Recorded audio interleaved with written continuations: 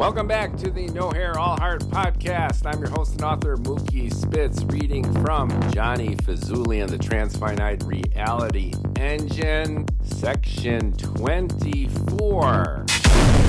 We are now done with episodes 1 and 2 of the book.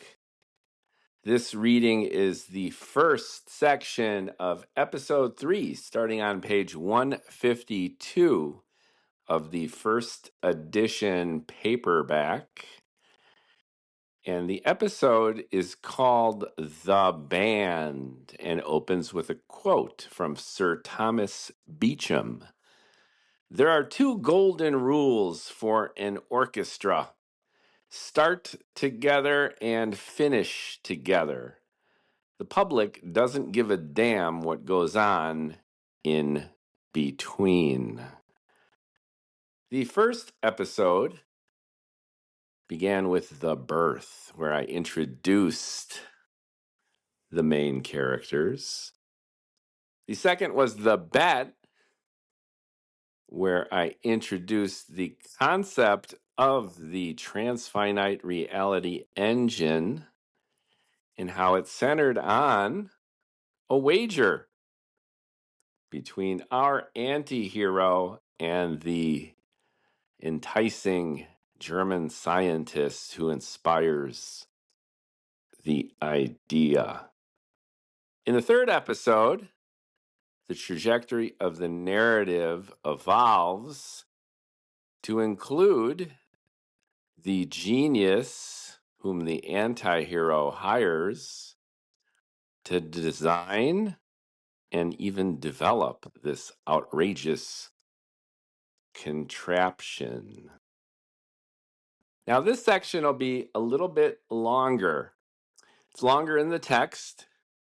It goes to, I think, about 10 pages, which is on the longer side. I tried to break up each section into little manageable nuggets for reading and consumption.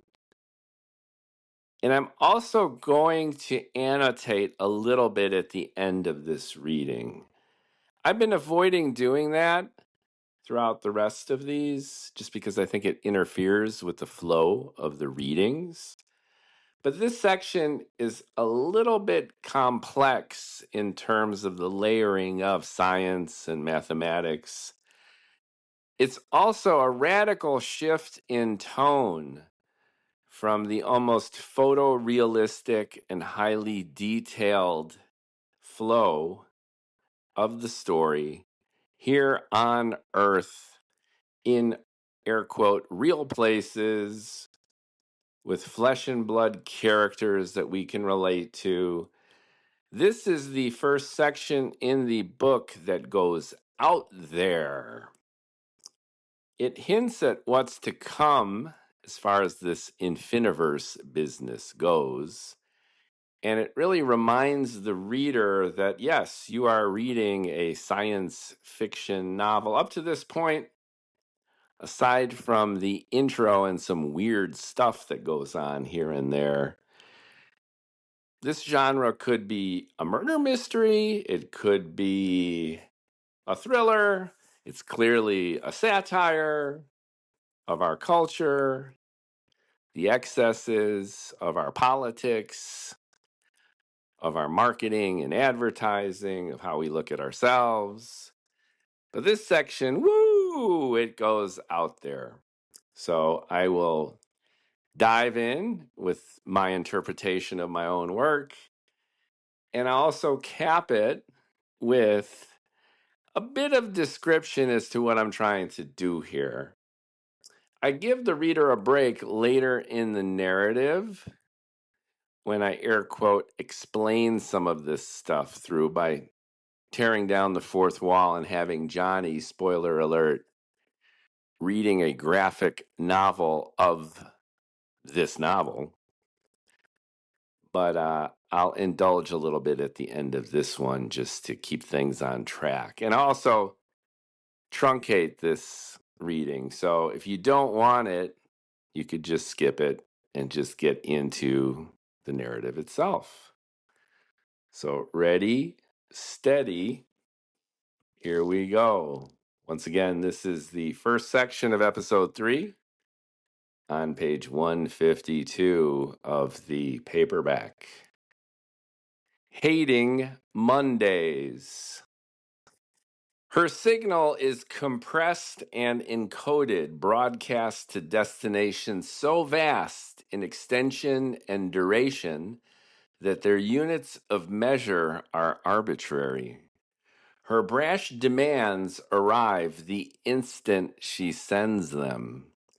To some observers, her message is a beacon directing them to a source of wisdom and enlightenment.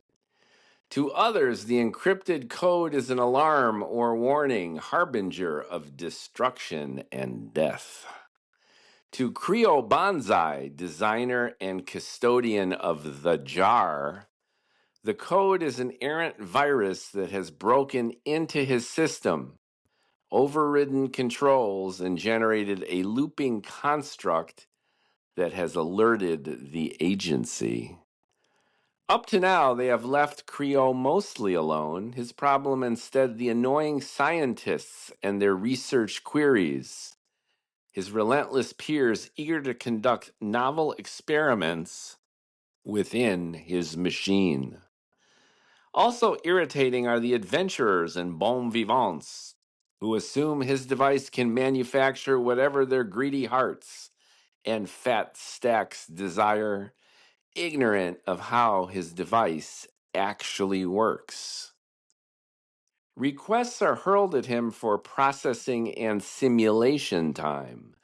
The queue for these queries light years long, replete with everything from designing new universes to testing time itself. They arrive without interruption from this universe and other inhabited ones, a minuscule subset, yet still infinite in number, uncountable in order, annoying him, but justifying his laziness. Fittingly, queries emerge through an archaic contraption, glass tubes arced along the top, dyed bubbles in the dichloromethane flowing upwards, side columns glowing red, white, and black. With no way to catch up, Kreo resigns himself to responding at his leisure, mostly not at all. Strung up and out in his web, hours are spent snoozing and dreaming above his cherished device. Below him spins the jar, a scintillating cylinder precisely 10 meters in diameter and height, suspended within an inertial field and near perfect vacuum, protected by a 0-point envelope. The jar has a lid sealed with a rubber band, and inside contains about 1.86 times 10 to the 107th power Planck pixels, or pp, each holding a binary value, calculated and assigned by the facility's Zeta qubit computer. Kreo's engine is thereby able to physically generate, within its approximately 785 cubic meter volume, every combination of anything real and magnitudes more combinations of anything imaginable. The total number of real and imaginable things the jar can generate is mind-blowing in size at 2 to the pp, or Planck pixel, number of Planck pixels, power. That's a number about 3.01 times 10 to the 106 power decimal digits in length. Huge, yet finite and programmable. Coding pixels with precision, the machine can generate past, present, and future slivers, not only of this universe, but every possible universe having any fundamental parameter values. Rogue scientists and bold philosophers speculate the jar can even render fleeting objects beyond the constraints of these physical constants. But the last thing Kreo wants is more work. Ready? Accessible within his jar is everything that has ever happened in every universe, is happening now, will ever happen, and could ever happen. Even the things that didn't and couldn't. Every life ever lived, every life that will be lived, and every life that could ever be lived, spontaneously generated, one Planck second to the next, vanishing the instant the scintillations stop. The jar, in that sense, doesn't merely simulate or even render, but instantiates all of manifest reality by processing the quantum states that make any experience real within the bounded cylinder. Imagine a sentient pousse café hearing the color turquoise while swinging a high-life cesta that contains a golden hologram of time moving backwards in Manhattan. Kreo's jar can generate it. But the fun doesn't stop there.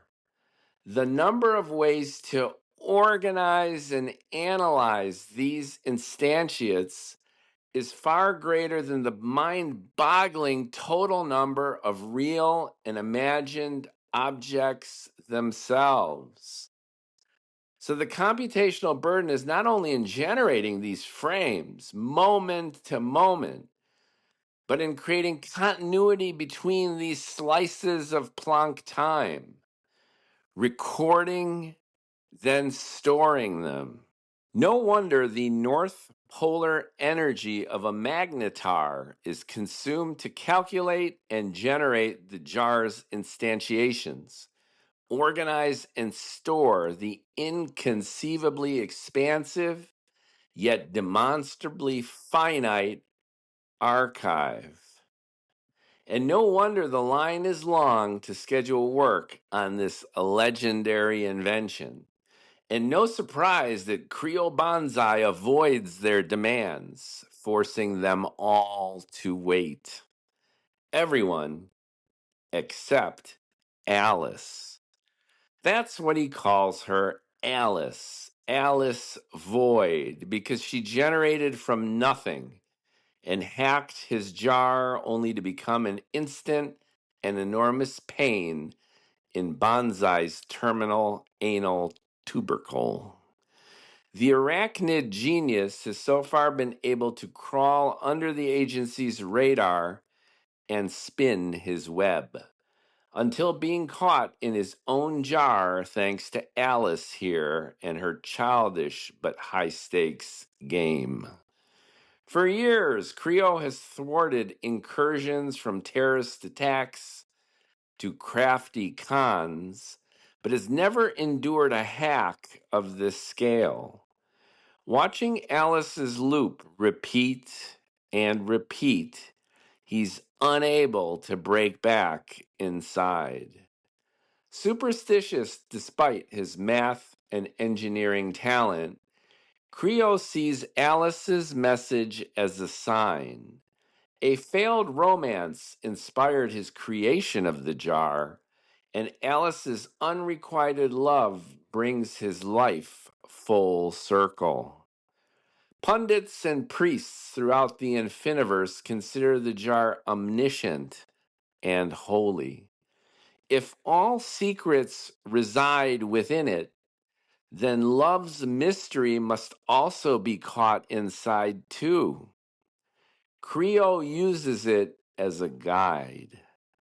Life is unfair and lovers are imperfect.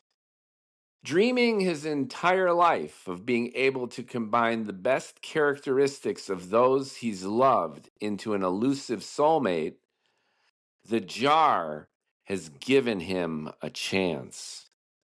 If the jar can generate everything possible and anything imaginable, then within it must reside his true love. But how can he find her, that special someone, hidden amid the multitudes? Of course, Kreo has tried only to roll into a ball and free from the chimera. Physically real only inside the jar, objects delete the instant its code changes or halts, unable to exist outside of it. So Bonzai lives with the agony of having finally found his ideal lover, seen her and interacted with her solely through the walls of his jar, yet has never been able to touch her and cherish her. Taunting and tantalizing, she crawled before him, her hardened cephalothorax and pliable opistosoma enticing him, her venom-injecting fangs and dazzling spinnerets driving him nuts. A pastiche of his partner's best attributes, she teases Kreo with her optimally blended viciousness and voluptuousness, push and pull.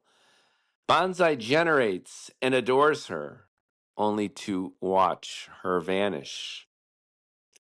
His 8-legged program prompts generate sensuous and enthralling vignettes of her adoring and exciting him, yet they are fleeting and vexatious as the lovers she is modeled on.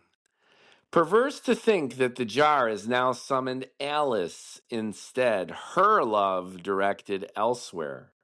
Absurd and terrifying to realize that the fate of the entire Infiniverse rests with a heartbroken vixen. Nature's beauty knows no bounds, Banzai seeing complexity within complexity at every level of existence, from quantum foam to galactic supercluster, to great wall, to ancient filament. The entire universe lurking as programmable potential within the jar's tiny volume surprises even him. All existence can be reproduced, yet it remains mysterious, especially its inhabitants. On a whim, Kreo once programmed the jar to create within itself another identical, proportionally smaller yet fully functional jar. Within that jar within a jar, he again summoned his ideal lover. Teasing him anew, his lover within a lover feigned ignorance, playing coy as if meeting him for the first time. He tweaked the code, infusing memories within the construct within a construct. Continuity implied causality, yet the slices of Planck time retain no memory, defying him. That's when he realized he was fooling himself. Love terrified him. He wanted none of it. A coward, his vulnerabilities outweighed the inertial mass of the entire cosmos. Easier to flee and hide behind the most advanced simulator within the Infiniverse than to spark true, lasting love.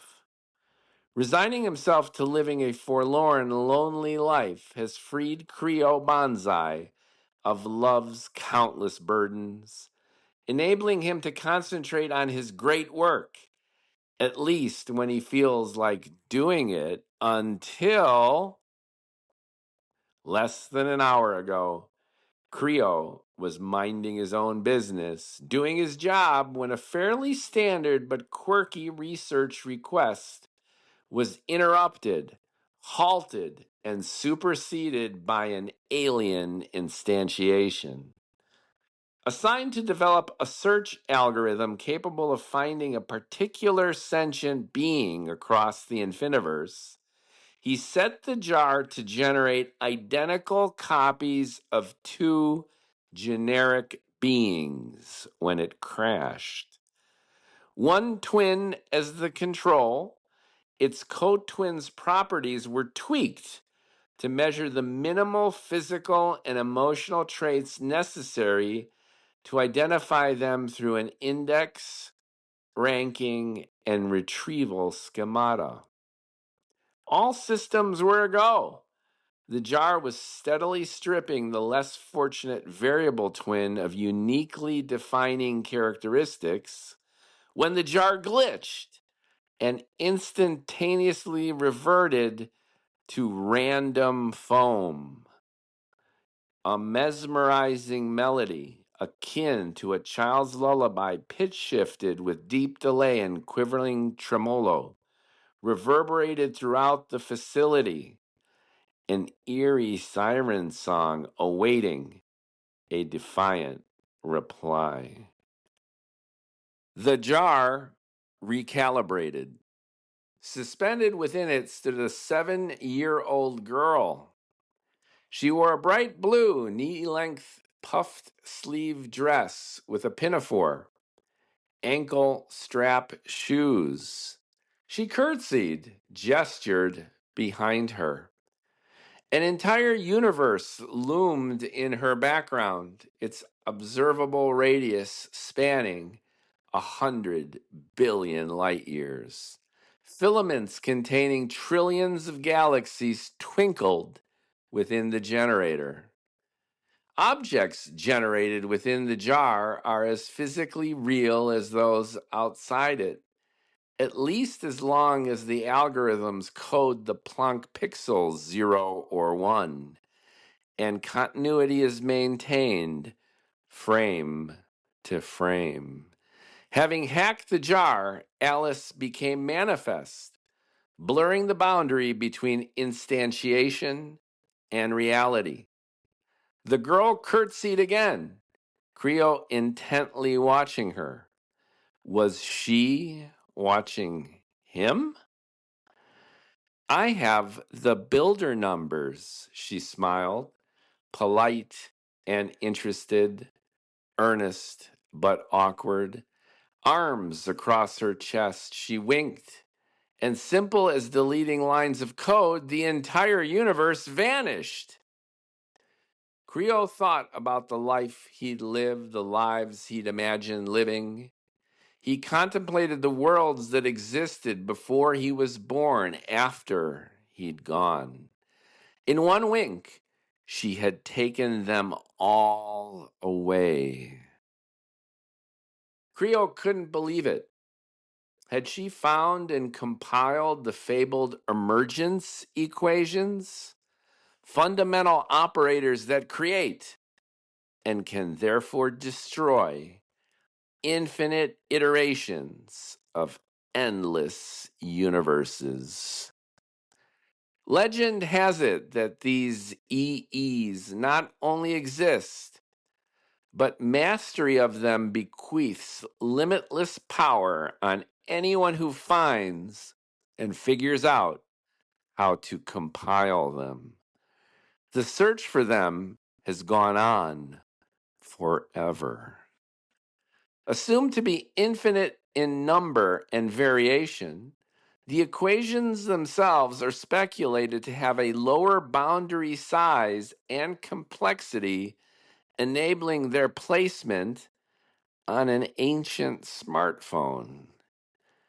Every permutation of every programming language has been attempted, of course, and not a day goes by without Kreo receiving millions of queries tinkering with their generation. The stakes, after all, couldn't be higher. Imagine possessing and controlling the logical, mathematical backbone of all manifest reality, both fuel and engine of total creation and destruction. His jar is as close as anything to doing that, but the physical objects coded inside it are transitory instantiations, while Alice claimed dominion over the essential operators, then proved it. Solve my riddles, she commanded, confident as an omnipotent deity, bratty as a child, and deliver my joy, or be gone. She diffused back into Kreo's probability matrix and looped again. What riddles? What joy? Bonzai has been unable to extricate the virus, but has analyzed it in part, marveled at its compact size and emergent complexity. Hints she has cracked reality's code. Her quantum transmission sounds like a silly jingle or a child's lullaby. Embedded within it lurks an enormous polynomial containing millions of terms Kreo never thought possible. Alice's jingle also contains within it the decryption algorithms to hack his jar, coding for her instantiated ransom message, and spyware, no doubt eavesdropping on the jar's vast archives. Even more astounding than the Megapoly equation is the signal's infiltration of his jar software, manipulating its Planck pixels to compile the child destroyer, now threatening all of existence. I have the builder numbers, she smiles again. Arms across her chest, she winks again. Yet another universe vanishes. Same one? Different one? Simulated or actual? What's the difference? His cherished jar has finally succumbed to a viral hack. Kreo wonders if he'll ever regain access, get another chance to summon his true love. He senses the worst has yet to come. The word is out. Whoever sent this viral transmission displays significant mathematical and technological superiority and has demonstrated their power through the math of the message itself. At some point, Alice must have gained access to the garden, too, traveled through Hilbert space and complex time, at least to the extent of gaining an understanding of the vastness she threatens. The garden connects the infiniverse. Each step forward along its infinitely branching paths collapses the universal wave function at that point, sending the Voyager into another related universe. Access to and exploration within the garden is strictly controlled by the agency, one of the bureaucracy's prime directives. To walk the garden is even more violative than hacking the jar. World lines have converged on Kreo, and he's pissed. No wonder the agency is taking this bizarre threat so seriously. At the very least, they risk losing the jar. At worst, their control of the garden. He dreams of scurrying into those branching topiary hedges, his alternating tetrapods set into motion, every step collapsing a wave function, propelling Kreo into another possible universe. Fleeing into the garden is a cop-out. Kreo disgusting himself for entertaining the temptation. Besides, he could never abandon his techno baby, coveted by the corporate creeps running the show. He awaits the arrival of the managing director with contempt and fear. Unheard of for an agency executive of that high a level to visit, let alone appear physically in real time. Bonzai frowns. The only thing he hates more than Mondays is his terrible lizard of a boss, Quartz Leibniz, who has taken keen interest. Of course he visits today of all days, and Kreo is still hungover. The managing director's mission is rare and secretive, therefore the juiciest of targets for his enemies, of which there exist many, and multidimensional ones at that. His bounty is astronomical. Civil war has raged across the Infiniverse, and Kreo's wanted none of it. He even ignores agency protocols and selectively filters research queries just to irritate Quartz, whom he despises. Kreo wonders if his imminent visit is seen by the Slices, warriors of the One, in battle against the many. Perhaps they've already inserted their spearhead fleets, poised to rotate, then strike. Their two-dimensional warships are maneuvered to penetrate the most sophisticated defenses, once inside, reshaping into three-dimensional polyhedra with the fortitude to do serious damage. Not that he would give them any heads up, mind you. He's way too busy for such petty politics. But if push comes to shove, Doc Bonzai spins his own web and weaves his own infinitales. I have the builder numbers, smiles Alice Void, polite and interested, earnest but awkward, deleting universes despite his best efforts to pull the plug, shut her down, at least shut her up. Solve my riddles, she commands, confident as an omnipotent deity, bratty as a child, and deliver my joy, or be gone. She diffuses back into his probability matrix and loops again. During his many idle hours, Kreo sometimes marvels at the many implications of his invention, most notably how it demonstrates the infinite yet bounded nature of reality itself. Since the jar can generate everything possible and imaginable, and since the total number of these iterations has a limit, the Infiniverse runs out of possibilities, forcing eternal recurrence.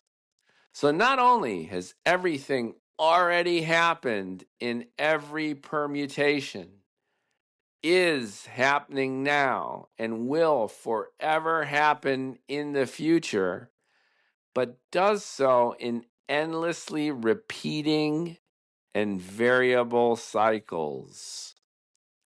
On awful days like this one, he feels trapped, his head spinning, thinking in circles, looping like Alice, but within the biggest jar of all, the Infiniverse itself.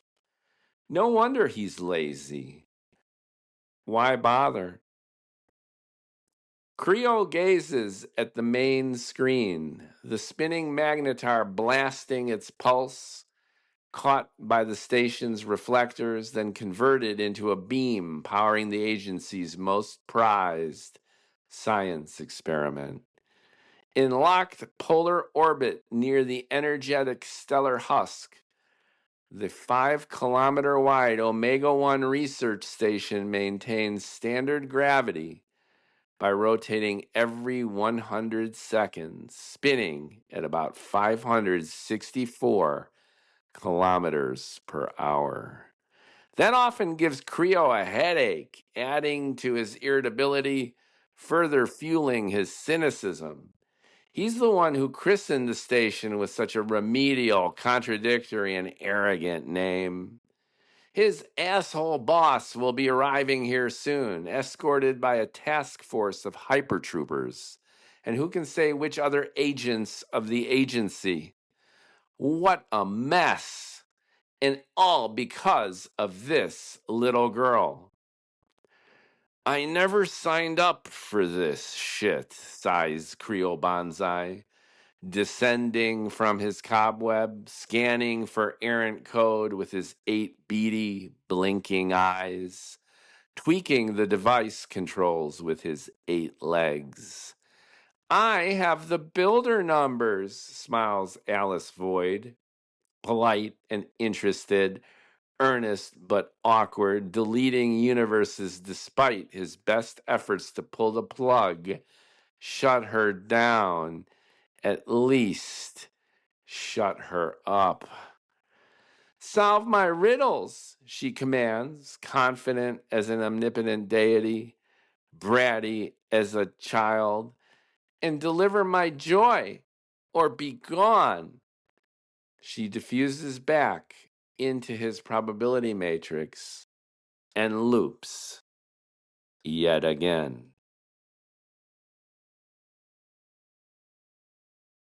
As I mentioned at the beginning of this reading, I am going to cap it, hopefully briefly, with a succinct author's annotation, because I'm sure most folks reading it and listening to it have various elements of what the actual F.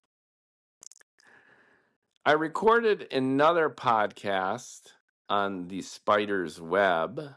I'll put the link in the description where I go into tons more detail.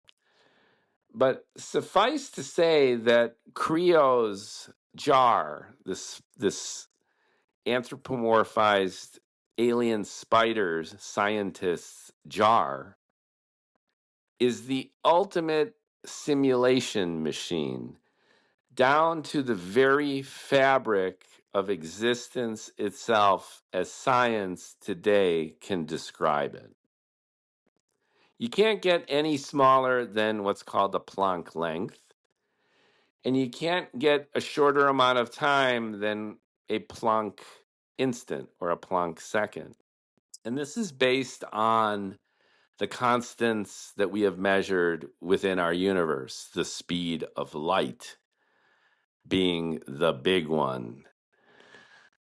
Scott Aronson, who is an absolutely wonderful expert in computational complexity, he's also his own philosopher of mathematics and science. He has a wonderful blog. Check it out.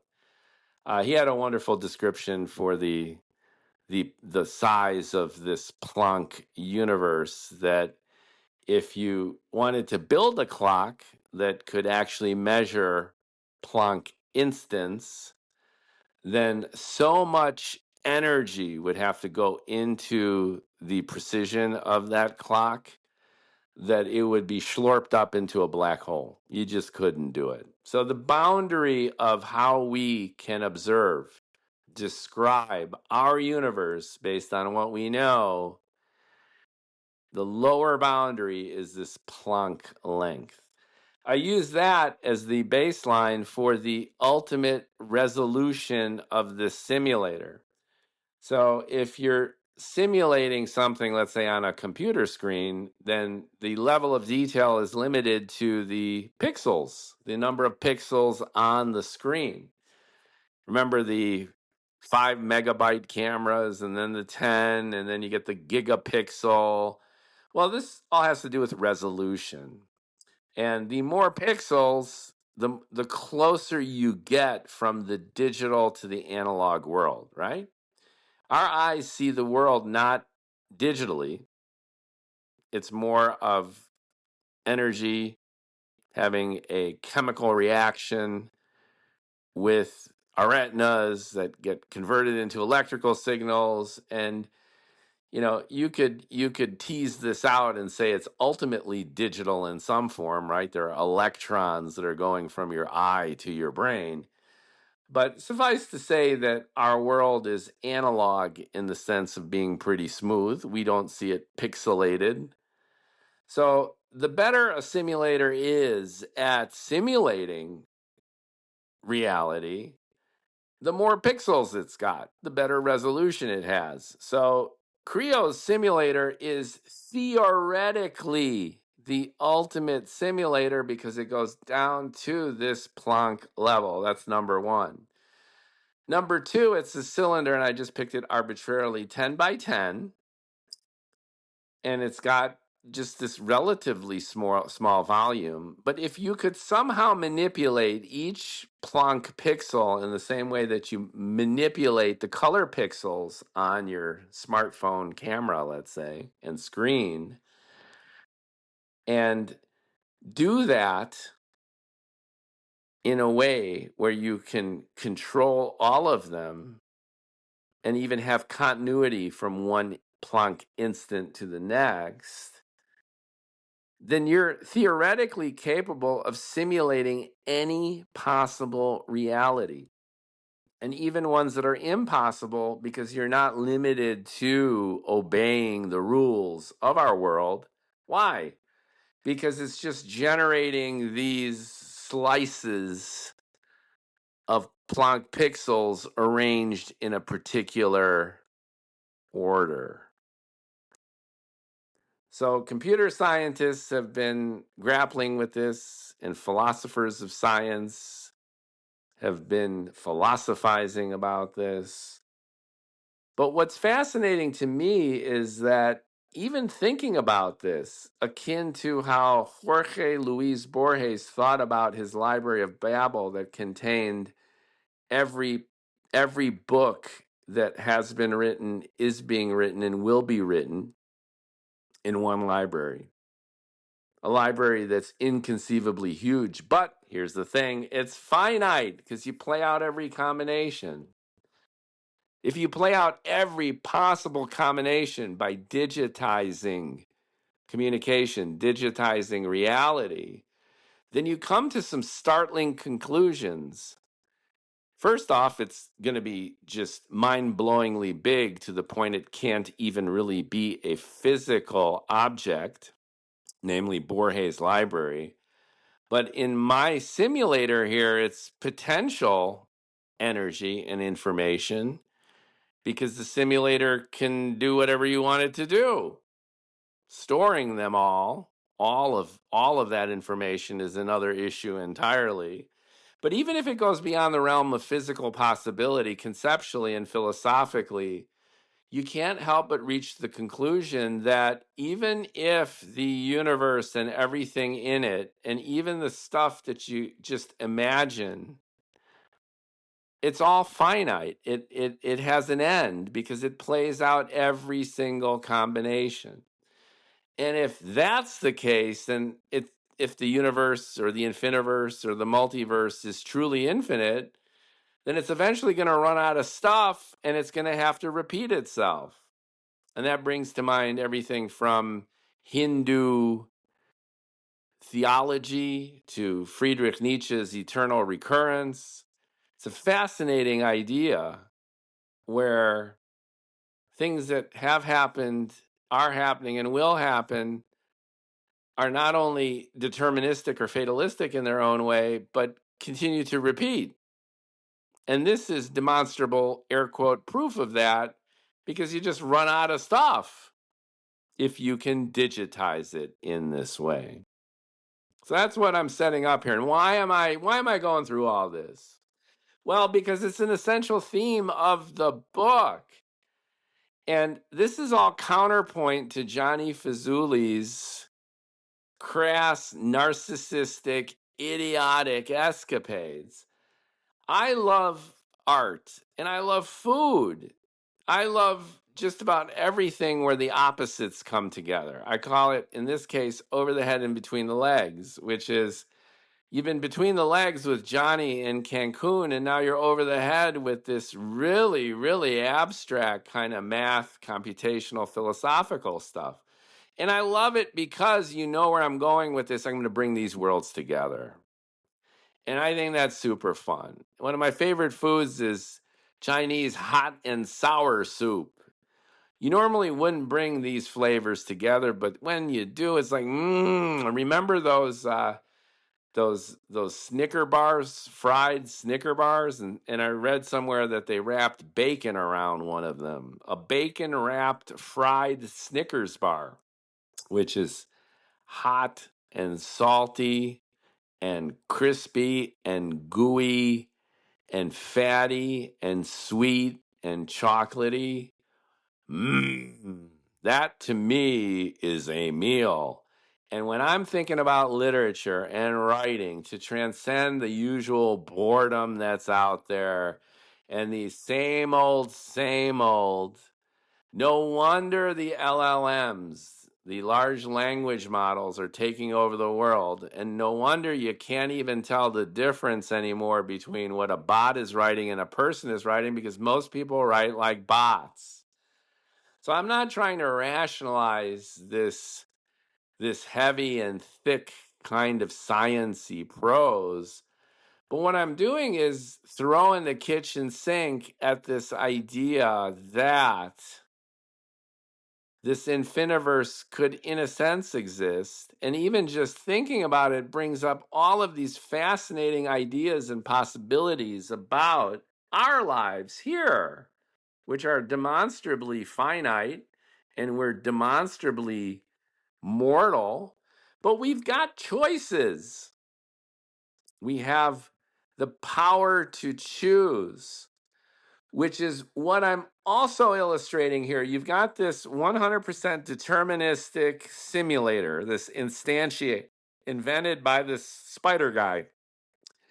And he gets requests throughout the day from all over the Infiniverse to research cool shit because he can create anything anyone wants in his device.